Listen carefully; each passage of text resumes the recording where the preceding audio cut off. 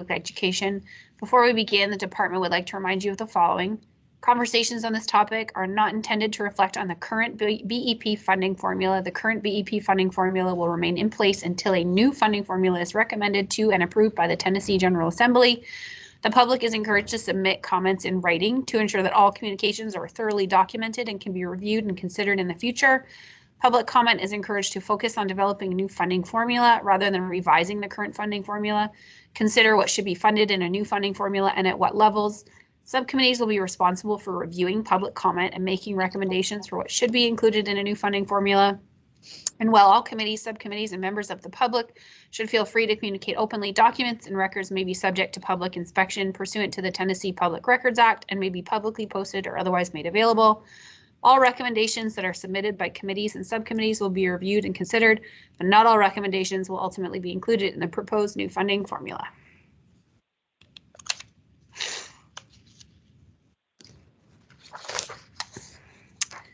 All right, so the meat of our agenda today is going to be the discussion or follow-up from our last meeting and prioritizing all of those. We have a really great list of things that we came up with, and now we really need to hammer down into our must-haves and our should-haves.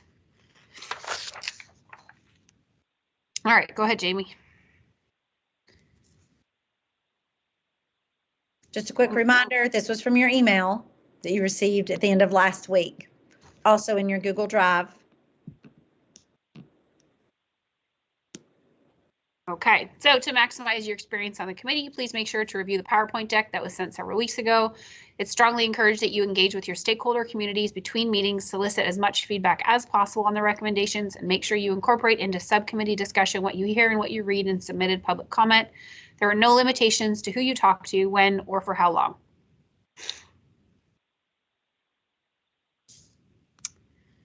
Your expertise. Each member of the committee carry expertise. You don't have to be a school finance expert or a district official to contribute to the process. In fact, it's important that we reflect as many viewpoints as possible to inform a funding strategy.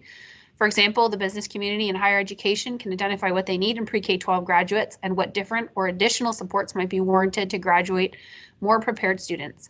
Families are experts in what their children might need to thrive in school and the support they need at home. All right, feedback summary. All right, so these are the potential components that we looked at for the feedback. The base is the amount allocated to each student in the state, regardless of anything that they're bringing in terms of learning needs. The weights are the multipliers assigned to students based on additional needs identified. The direct funding is the dollar amount allocated to students based on programs, so that the student themselves wouldn't change it. That's program funding. And outcomes, additional dollars allocated based on getting stronger outcomes for traditionally higher needs student groups. At the bottom, I thought this was interesting, and Jamie, we didn't have a chance to talk more about this, but requested that when it says requested, where did that information come from? Do you know? Yeah, so when sort of the grain size I was talking about just a minute ago. So when we think about the big overall feedback, these were the things that surfaced to the top a ton. So as we were saying earlier, you know, loud and clear, here, loud and clear. These are the things that subcommittees, along with town halls, all that kind of stuff, it's all coming up in the feedback that this is heavily requested. Okay. So one of the things we said earlier is, does it really deserve an awful lot more airtime if it's this big of a trend? Yeah. And so those 4 areas are: the district should not receive less state funding than they receive, maintaining flexibility for the local district budgeting, ensuring that whatever is currently funded outside of the BEP is included in a new formula, and the local match component should be stable, what it would be under the BEP for 3 to 5 years. So go ahead. So one of the things here I think that's really interesting to know is, and that has surfaced in other subcommittees, is discussing this one right here, the third one. Whatever is currently funded outside of the BEP is part of the new funding formula. And so thinking about even the list that you all started to work on week before last, thinking about our SROs, They're typically funded outside of BEP. What type of counselors are funded outside of BEP that we have found that we need after COVID? So what things are outside but then need to come back inside can really kind of shape part of your conversation today too. This group maybe not as much as others, but really trying to think about that local match and how we make sure that communities really see education as an investment rather than an expense. And that, communities are thinking, oh my goodness, is it a hike in taxes to support education, the front end? And then how long do we have to get ready for that? And so there is kind of a runway, so to speak, of 3 to 5 years for communities to plan what that would look like for a local match. So it's not something that would happen right away. Ooh, new funding formula, guess what? Local match has to increase as well. So it does give them a little bit of, like I said, a runway to get there. Oh, and by the way, when I emailed you earlier today, I do believe, tell me if I'm wrong, did I stick this graphic in there? Yes or no? If not, I'll do it right now. Did I? It was in some email you sent. I've looked at it. Amen. So this is great. I actually have it printed out right here. And as I really think about kind of a funding formula as well, student-based funding formula, it's really helped me to think through all the different layers of the pyramid. So that's what Morgan's going to run you through, is each of those layers and the feedback that came from those.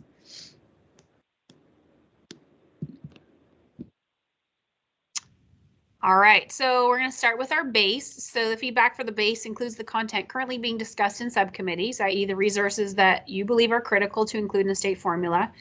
And we have a list here of resources that have been consistently named in the public feedback, and they only identify statewide trends to be considered in the feedback ultimately provided by the subcommittee.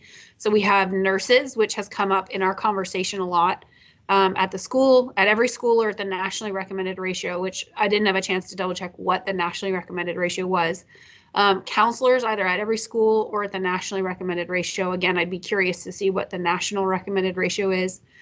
School psychologists at the nationally recommended ratio, teacher salaries and benefits, and flexibility for facility funding and or deferred maintenance. So Jamie had emailed us back our brainstorming discussion notes just to remind us. And I think one of the things we need to prioritize today is, what do we actually need to put in this base, like our must-haves that absolutely cannot be cut, because what's going to happen is what our recommendations are going to the General Assembly. And if we are not crystal clear on what has to stay in that base, then they may cut some of those things. Like, so we want to be very careful about what we put in our must-haves and what we leave in our should-haves. So when you look at that, is there anything that comes to mind that you would like to comment on, or put some more feedback in, or be more specific thoughts on? Go ahead, Erin. I'm consistently getting a lot of these things, especially counselors and psychologists and folks that are in the building that can help with some of that social, emotional, and mental health kinds of things. But one thing that I don't know if it fits anywhere in here, but I'm consistently getting, which is probably a given, but more staff, more teachers to reduce the number of students in class. I'm getting feedback that they want more educational assistants in the classes to help with those things. So, I think just more staff in general to reduce class sizes and allow for the staff to be able to better serve maybe a smaller group of students. I think that, or I'm getting that feedback from everybody. Almost everybody that has sent me feedback has said we need more people. Now they might fall in different areas, but more teachers, more EAs, more nurses, more counselors, more psychologists, just, we just need more people. And I don't know if we just need to incentivize it more, which I think kind of falls in there, but that's kind of some feedback that I'm consistently getting. Yeah, and we had specified, a lot of what you're saying there, Erin, in our brainstorming.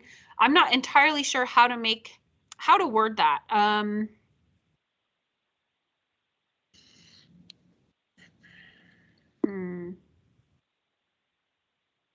because I know I know like the class size, the ratios for K-2 show up as in the weight section, the next slide that we would have to look at. And it was interesting because that's something that hasn't received as much feedback, which surprised me because that's something that's crucial to how I do my job. Anyone have any thoughts on how we word this? Like because I think that it's something that has come up for us. This clearly support staff for teachers and for our students so that we can focus on teaching and still meet the mental health and the social needs of our students.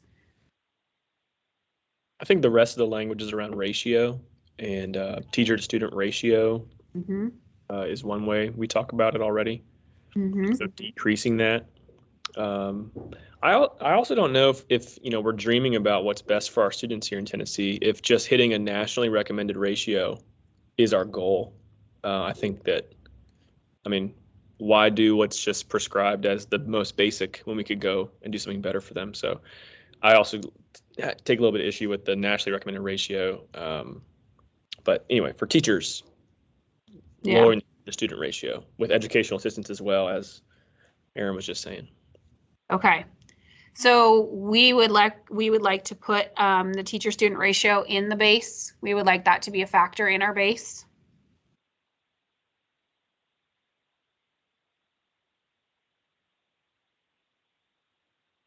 That seems to me the way you actually get more teachers is by putting it in the base. But if I'm wrong, definitely No, I don't think you're wrong at all. And I'm just looking too, so when we look at that list of nurses, counselors, school psychologists, those were 3 of the support staff that we identified as well. We also talked about SROs, educational assistants or paraprofessionals. Those were kind of our 5 really recommended roles that we don't feel are fulfilled enough at the school level. And they're all a little different. And we talked about ESL and ELL services as well, and interpreters and RTI staff.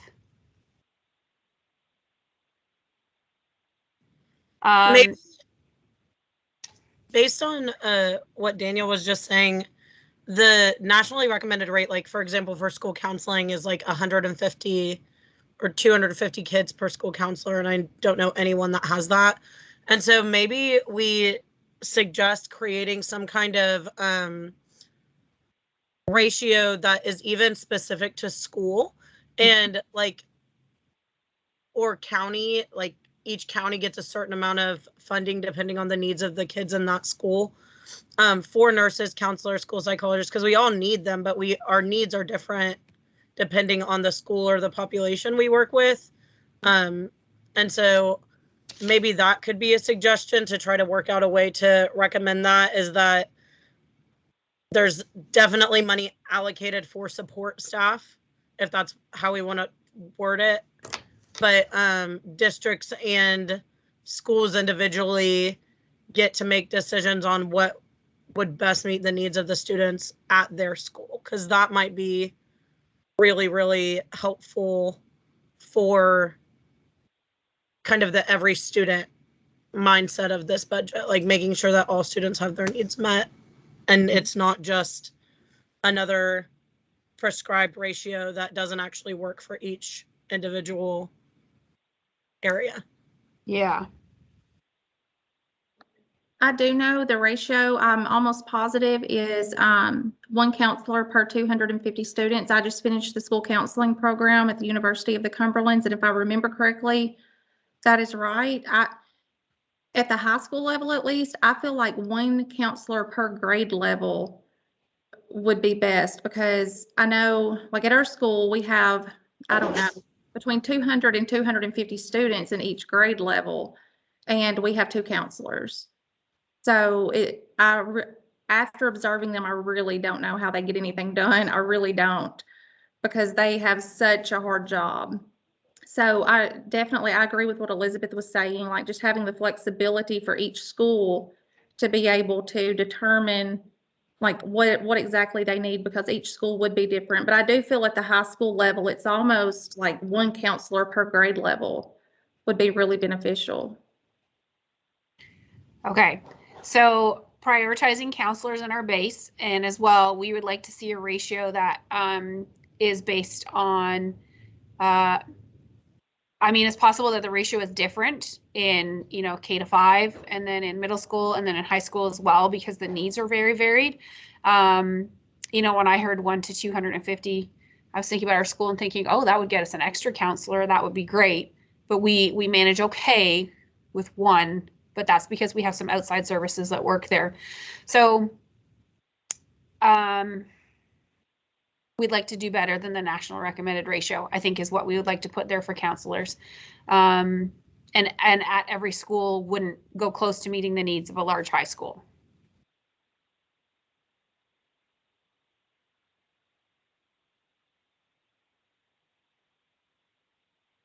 Any other thoughts on counselors, or do we feel comfortable with how we've kind of categorized that in our base and what we're thinking so far? Okay. What about nursing? Do you guys feel comfortable with the statement there about either at every school or at the nationally recommended ratio?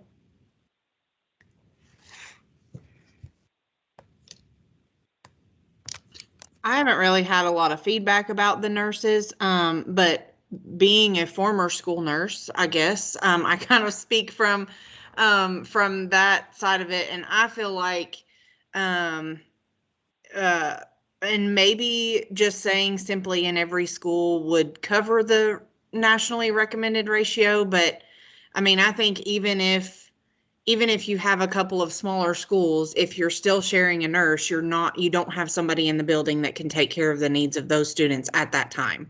Mm-hmm. And so, like I think it was Daniel that was saying, do we want to just meet the bare minimum to get there? Or do we want to say we want to meet the needs of our kids? So even if the ratio doesn't really, it's probably going to be fine for most areas, but what about some of these rural areas where if the ratio is 1 nurse to every 2,000 kids or every 500 kids, if you have 3 school buildings that have 200 kids apiece, you're still sharing a nurse. And I don't think you still have kids that don't have a healthcare professional with them. So, I don't know really how you word that unless you just take that off, but I don't know that I don't know what the answer is there. I'm just So a quick Google, the nationally recommended ratio, it looks like it's 1 nurse to every 750 students, which seems very high for me, especially given what the last 2 years of the school year have thrown at us.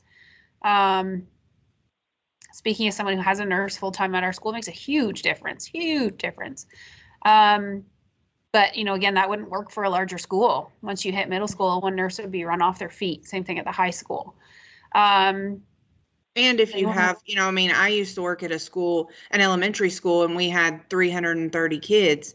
Now, thankfully, I was just at that school, but if you go on just what the ratio is, I could have been split because several of the elementary schools in that county were the same way. And so if you're going to go by that, I could have been split between 2, maybe 3 schools, and I still don't think we would have met the needs of the kids. So I think definitely emphasizing, I guess, is probably the better way to say it. Emphasizing 1 in every school would be the best way to serve the students, I guess. Mm-hmm. Can we word it in a way too where we say like, trying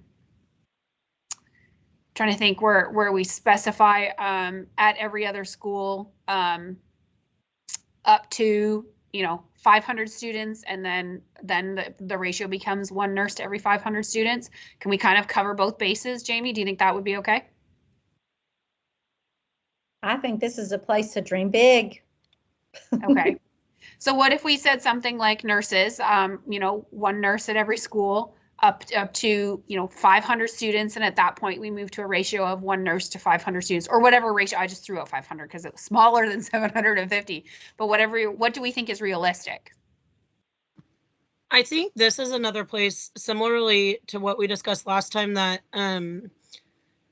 like ratios kind of need to be determined by the population. And so maybe there could be some kind of system of like identifying, sorry, my dog is in the background, of identifying like the needs at that school. So for example, our school didn't have a full-time nurse until we had 2 students who were diabetic. And so then they were required by state law to have a full-time nurse in the building.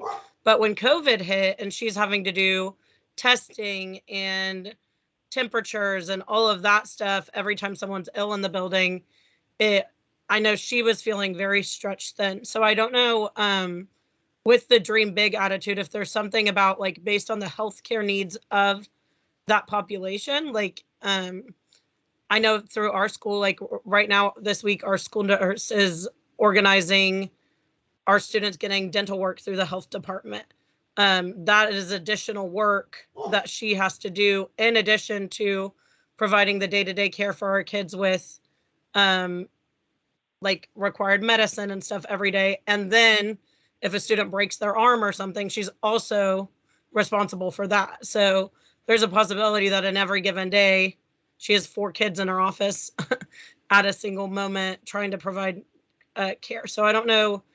I know that we have to have kind of a number or something very specific to say, but I don't know the best way to say, like, could the ratio be based on the responsibilities of the nurse in that building? Well, I think that maybe would be where the weights come into play. Like that's where we would see, the students you mentioned who have significant medical need, they would have an IEP in place. And so that weight would generate additional income.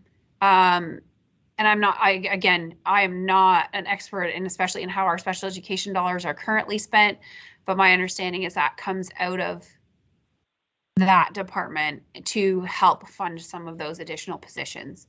And so when I look at the weights, the way we're looking at it now, moving forward, again, students with disabilities with tiers based on the cost to provide services, I think that would be meeting a lot of those exceptionalities that you're mentioning. So we have to, I think you're right, we have to make sure that's mentioned in the weights, but in terms of the base, like what is our must have for nursing? Got to have a nurse in every school. Okay. I think after that, the ratio is like, it's an unusual problem. I don't think we're going to decrease the number of nurses in schools by saying 1 nurse in every school. Okay. The problem is that we don't have nurses in most schools. Like if a kid gets sick on Monday through Wednesday, you're out of luck. That's my experience. That's what other teachers are talking to me about in Shelby County schools. So. Okay, perfect. Any other thoughts?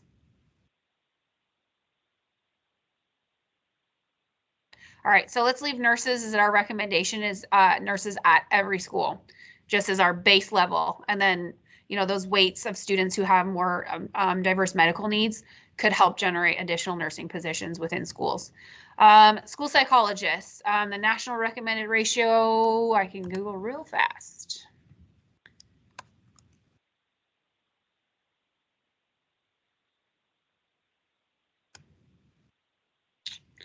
$500 to $700 to 1. Any thoughts? I think we have to figure out what is the actual role of a school psychologist, because we hear psychologists and we think certain things, like mental health counseling, which is a part of it. But I know that our school psychologist, who we share with 3 or 4 schools because of that ratio, mainly is working with students with IEPs with certain needs based on kind of special education requirements. It's not like a mental health counseling for just general students. So naming what is the role of a school psychologist would be, I think, helpful to most people when they're understanding this question. And then like, what is the role of a counselor? And then what I had brought up in our first meeting about how school counselors then are oftentimes test coordinators. Maybe we could bring in something here, how there's, a testing coordinator role that is separate from the college and career counseling and the mental health counseling roles in our schools. That's kind of like 3 things I just said in one, but. Yeah. Okay. So what do you think about adjusting the ratio? And some clarification on roles as well. I agree with the clarification on roles, because I think that in some places that it might feel like more of one role is needed or less of one role if they're being used differently in different places. So I think really being specific on what those roles kind of entail could kind of provide some clarity around when we're looking at ratios and percentages and things like that. Mm-hmm. Yeah. I think with that, I mean, I would love, if you are asking us to dream big, I would love to say like 1 to 300, at least cut the ratio in half. Because at the elementary level, most of what the school psychologist does, at least in my county, is testing for special education qualification. So our kids aren't getting any mental health services from our school psychologist. It's all testing for special ed. And whenever we identify, like I've taught second grade and fourth grade. Second grade is typically when you can qualify kids because that's when they show they're 2 years behind. But this year I've had 3 separate kids for different reasons need to be on her list, and she has a wait list of about 20 people at all times. So children in Tennessee aren't getting services that they need as quickly as they could because there's just not enough time on the school psychologist schedule, and our school psychologist is amazing. So if ours is that amazing and is still struggling that much to meet the needs of our students, I just wonder what it's like across the state. So I think definitely clarifying, but if you ask me for a number, I would say like 1 to 300. Okay. Does anyone object to that ratio? All right, let's record it as our recommended ratio. Okay, teacher salaries and benefits, which is interestingly not something we have discussed at length in any of our meetings. Do we have any must-haves that we think need to go in this base? Any specific wording that you want in your recommendation?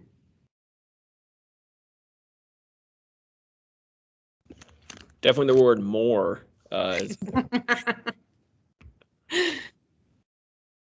Yeah. My honest response is that I'm not even sure how to word the statement of we should be getting paid in accordance with what people with graduate degrees are being paid in other public service industries. I'm not asking to be paid like a lawyer with a JD, but people who have master's in education, or for me, I have a second degree and just the lanes don't work out for me in Shelby County schools. And we just got them back actually, to even have lanes at all for my master's in political science. But, you know, if I have 2 advanced degrees and am teaching at a high level that's satisfactory for Tennessee's, evaluation metrics, I should be getting paid in accordance with other people in these kinds of sectors. I'm not an expert on other sectors, but I always know it's the keyword more because my friends who do that have more money than me. So that's my official statement. My friends have more money than me. That's all. Okay. All right. Does anyone have any other suggestions?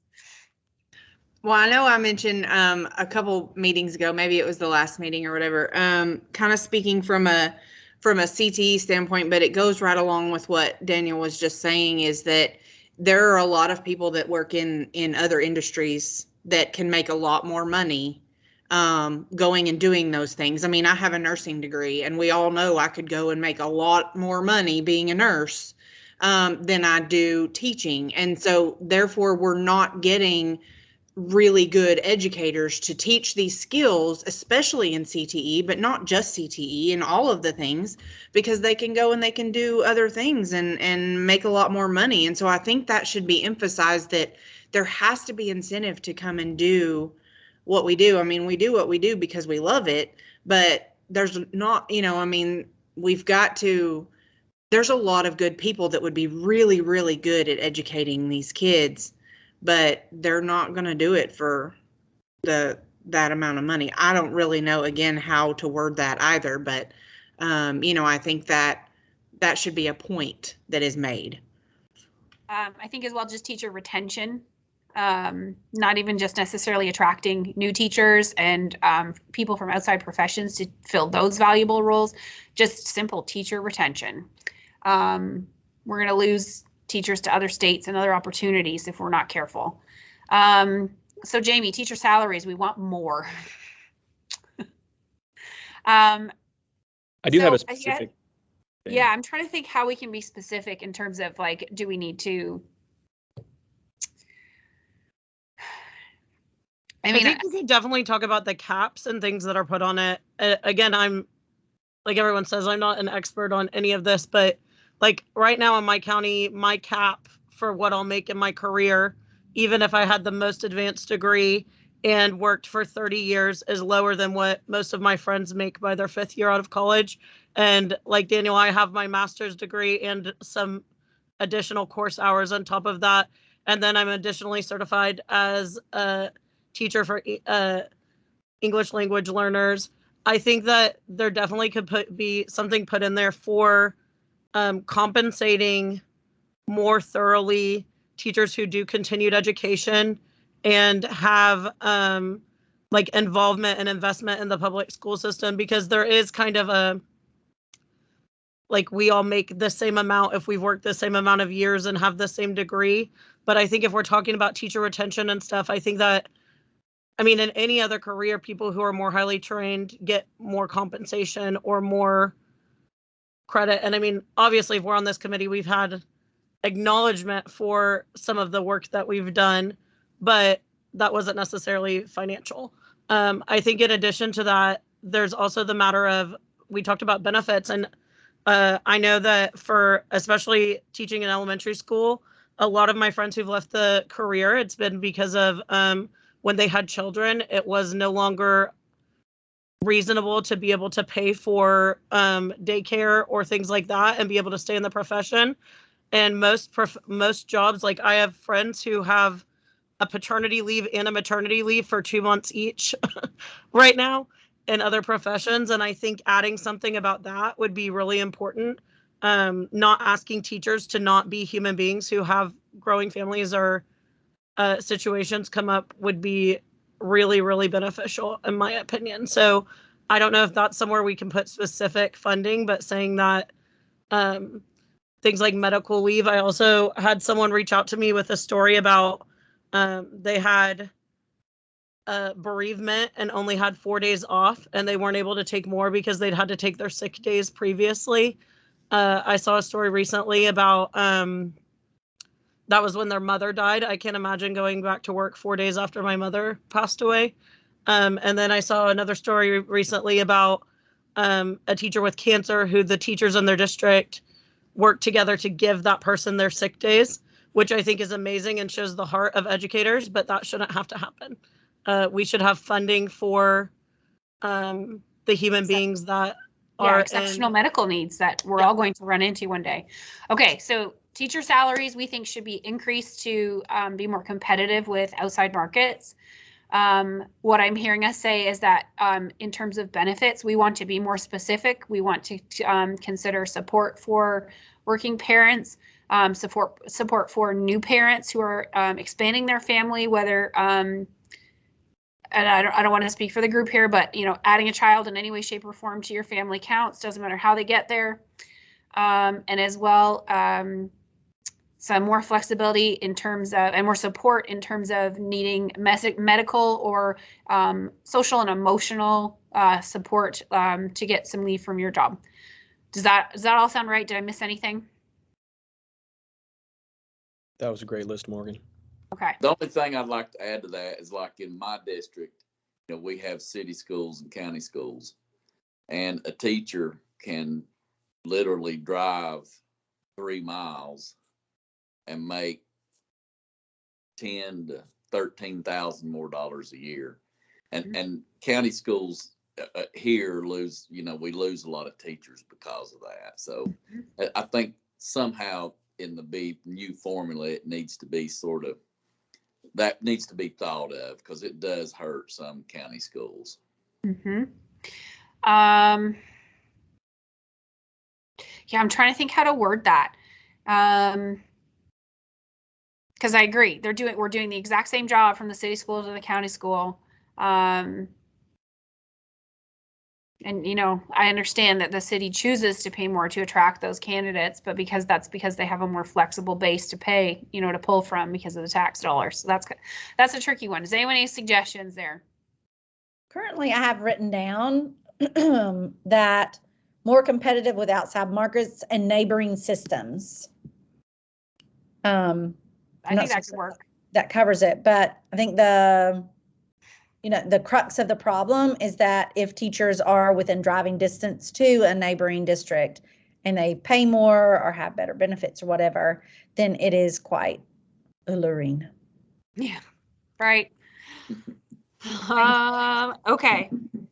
So some other things that were in our must-have that aren't necessarily on this slide are we talked a lot about special services, ELL and ESL, which I think would actually probably be addressed more in the weight area. Interpreters, which would be addressed in weights as well. And maybe when we get there, we should specify what we want in terms of interpreters. RTI, diagnosticians, educational assistants, and paraprofessionals. So those are all kind of hiring positions that I think would be impacted more by the weights. Like, I don't think that we can necessarily just place a ratio on those and put them in the base. Do you guys have any thoughts on that?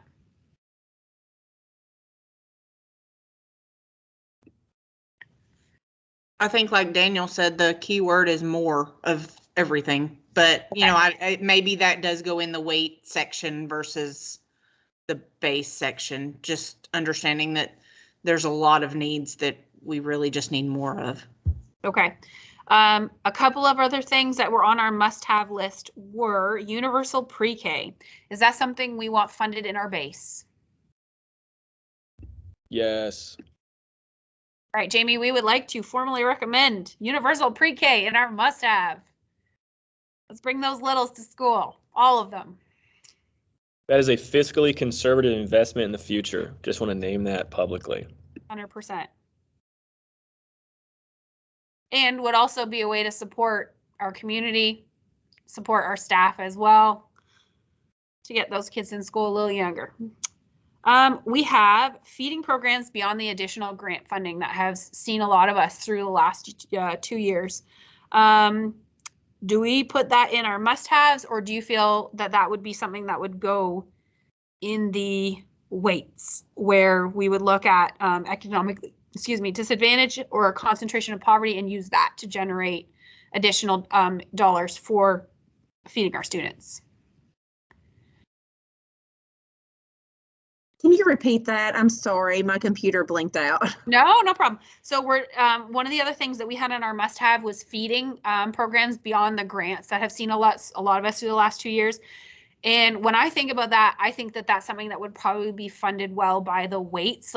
And maybe when we're looking at weights, we can make sure to specify that as a part of the economically disadvantaged and concentration of poverty, we would like funding dollars to be allocated specifically to feeding programs to help support those students and families.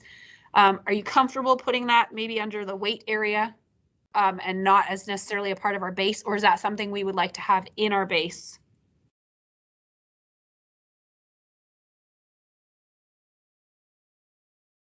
It's not, it was tricky. It's not something I think I want to take off a priority list, but I think we have to be very careful about what gets cut or what gets, how we recommend our things. Does that make sense?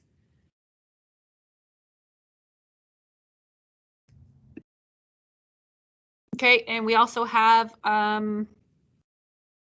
CTE recommended under our must-haves. I think that with the expert.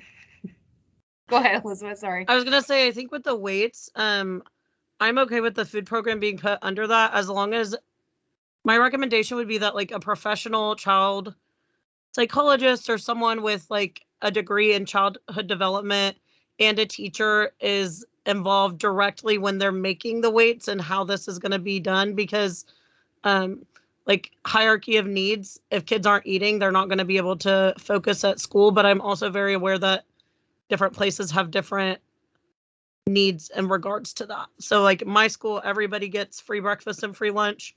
I can't imagine the stress that it would put on me as an educator if they didn't, because then that would bring us into like trying to get them food. But I do understand that we have to move and allocate money that like logically with that and dream big at the same time. So I think putting it under weights and just recommending that it's taken into consideration the population and that the highest level of professionals are involved in like that final decision on how the weights are done. Okay. Okay, so I think we have run through our must-have list. Just can I clarify something just real quick, please? Because I was trying to look over this list too. What did we say about our SRO officers? What have we said about that? We didn't specify anything for SRO officers. We specifically started with the nurses and the counselors and school psychologists. So let's talk about it. SROs. Well, and I guess we had PLC meetings today. And of course, in our county, we have one at every school. We have had threats at 2 of those schools within the past week. It's huge for me, I guess, just living that recently in this past week, and then with Michigan and with other things that I have seen. One of our neighboring counties had a shooting at the ball game, 2 people. I mean, it's big to me. So what are y'all's thoughts about that? I mean, I feel like for our kids and our faculty and staff, SROs are very important at our school systems. Mm-hmm. What do you guys all see at your school? We have one. I think we have one at school, each school here as well. What do you all see? I believe we have 2 for our entire school district, but one of them mainly spends most of his time at the high school. I think he goes between the high school and maybe our junior high. I'm not real sure. I know he isn't here all of the time, but he's here like maybe 90% of the time, and then the other just floats between all the other schools. I'm interested in promoting, like, I think one of the reasons we're promoting investment in mental health services is that it's like a front end, it's a preemptive approach to these kinds of situations, like the student in Michigan you named, and students that my wife and I have dealt with at our school who did have real mental health needs. And they, the teachers in Michigan reported what was going on with that student, ahead of time. And where can that student be sent? I think that situation is an example, not foremost of a need for more men with guns in schools, but for a need for kids to have a place to actually go and process their stuff. When the teachers report things and the principal hears it and they say, we can't really do anything about this, and the kid goes back to class, that is a failure of not school resource officers, but of there not being funding for mental health services in schools. That's my perspective. I've also seen school resource officers physically abuse children in moments of conflict in my school and in my teaching experience. So I have a slightly different experience of what it looks like to kind of police schools in certain ways, especially high poverty, and in my situation, almost exclusively African-American schools. It has a different ring to it with school resource officers and sometimes the relationship there. So I'm more in favor of promoting the mental health aspect and not just increasing the SROs. But I do think an SRO is a useful person to have in a school, but bulking them up, I would be against, and more in favor of investing in the mental health side. That's just my perspective.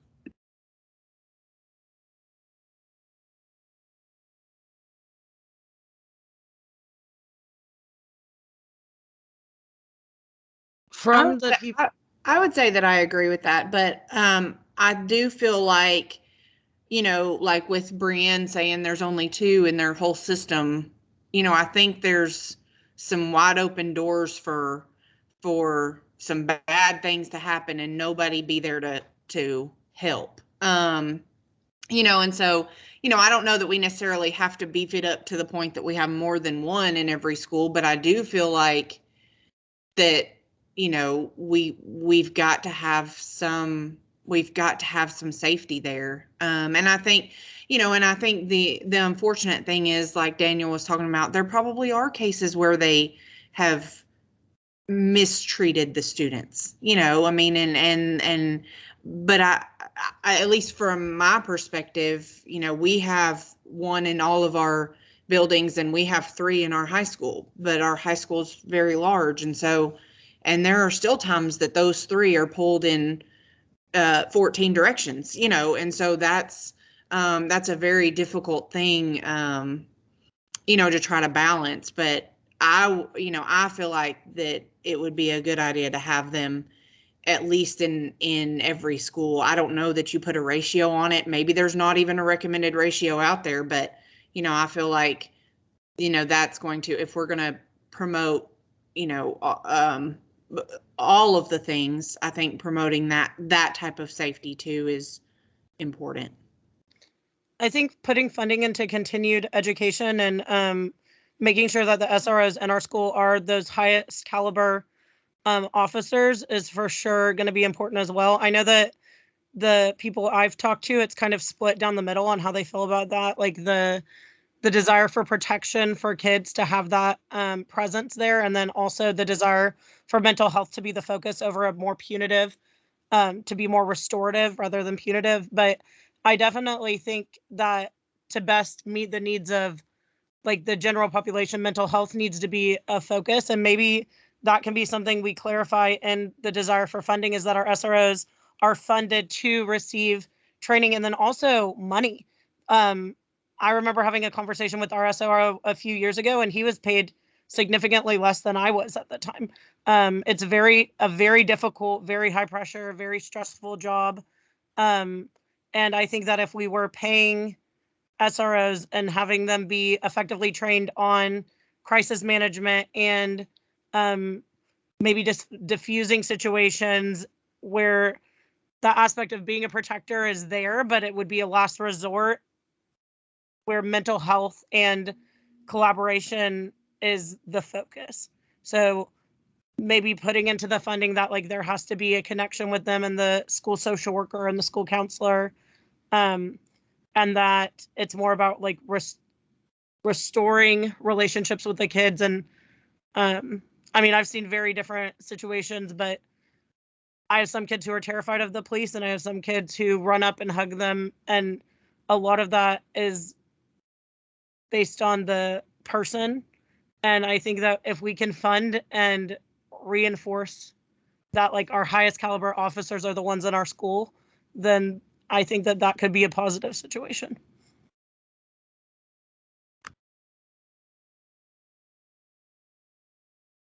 And I agree with you about the training too. I think that is, very important as well. Yes, let's have them in the building, but let's also train them, to have other ways of dealing with situations. And I guess for us here in a smaller rural area, that's kind of what we have. Like I said, we do have one at every school. And from what I have seen, I haven't seen any of the negative aspects of it. So I do think that's a great idea though, Elizabeth. So Morgan has had to hop off for just a minute or push pause on her end to take a call for just a minute. But with everyone's time in mind at 5:29, I will go ahead and kind of wrap us up for the day. So really great conversation. I actually am already starting to feel like this filtering. You're getting much more specific, which is exactly the direction that I anticipated you'd head. And the slides, the slides, subsequent slides after this one, basically go into base, weights, additional dollars, and outcomes, which are the 4 layers of that pyramid graphic on the slide right before this. So if you would like to take some time between now and January and really look through these, the way they're organized is there is this top part is basically like a definition. You will have the resources or ideas that have surfaced based on public feedback already, kind of as we talked earlier, the larger grain size, the summary. And then down at the bottom is the prompt to help you think through what would you add, change, what would you support, what could you get behind. But that's how each of those 4 slides is really kind of set up for you. Other than that, I do have a couple of notes that I'd like to read through. Oh, Morgan, you're back. So, okay, you with us? I'm with you. Sorry. No, you're great. So a couple of notes that I took today. Currently in the base, the conversation that happened around the base, which if we think about it in coordination with the buckets that we have, it tends to fall heavily in the must-haves or should-haves. And so that base is currently teacher-student ratio is one bullet. Another is counselors, and in a parenthetical would like to do better with the national, the national recommended ratio. Nurses, ratio 1 at every school. Stop me anytime. School psychologists, adjusting the ratio, possibly cut the national ratio in half, and clarification of roles of school psychologists. Next bullet, teacher salaries and benefits, more competitive with outside markets and neighboring systems, support for families, parents, and flexibility and support for medical, social, emotional needs. And then universal pre-K. Note that universal pre-K actually made it down as a formal must-have in the recommended box. Okay, I'm going to stop right there. Anything I need to shift? Oh, a very quick thing that I meant to say earlier around teacher salary and benefits and retention is increasing planning time during the day. That is one of the biggest things teachers are talking about when asked, how do we change this thing? So increasing teacher planning time. I don't know if what that looks like at the elementary level, but at high school, a second planning period changes your life. So that would be huge for teacher retention, making that the norm. And imagine a teacher reading a book to deepen their content knowledge while at work. It's hard to imagine, but imagine that. Mm-hmm. Mm-hmm. Yeah, I'm comfortable adding that. Do you guys agree? So do you want that to be a separate bullet on its own? Do you want to include it? Could we suggest that with the benefits? Okay. So in additional planning time. Is that good? Mm-hmm. I think that would make a big impact on teacher retention. Yep. That would be one way to attract some strong teachers to a district that wouldn't necessarily be financial. And I think like when you're thinking about teacher planning time, you kind of have to like think to how could those things happen, so, thinking about like elementary schools, if that's like special area teachers or, additional things to be able to make those things happen, because I think teacher planning time, I hear that a lot too. I think that would be a benefit that a lot of teachers would be pleased to hear, and well used as well. But, how do you really make that happen? Because if we just say, that we should have more planning, I think that's a difficult thing just to happen. So what are the supports that would need to be put in place for that to happen? That's a great question. And one of the things we didn't hit was our fine arts programs. That was one of the last few things on our list to cover.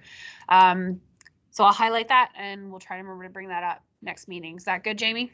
Yep. The only other thing I'd like to mention is in the weighting section, I did put, go ahead and add feeding programs there. I know that was something that surfaced during conversation. It didn't seem to me as if it landed in an actual bucket yet, but yeah. that is topic of conversation for weighting. Am I correct? Mm-hmm. Oh, SRO. I had to step out for that part. Jamie, was that included in what you've got coming up? Nope. SRO didn't land yet anywhere. Okay. So, do we want to finalize that quickly? Because we started that conversation and then I had to step out for a moment. Yep. Do we have a recommendation? Does anyone recommend, Danielle? I think it should be included.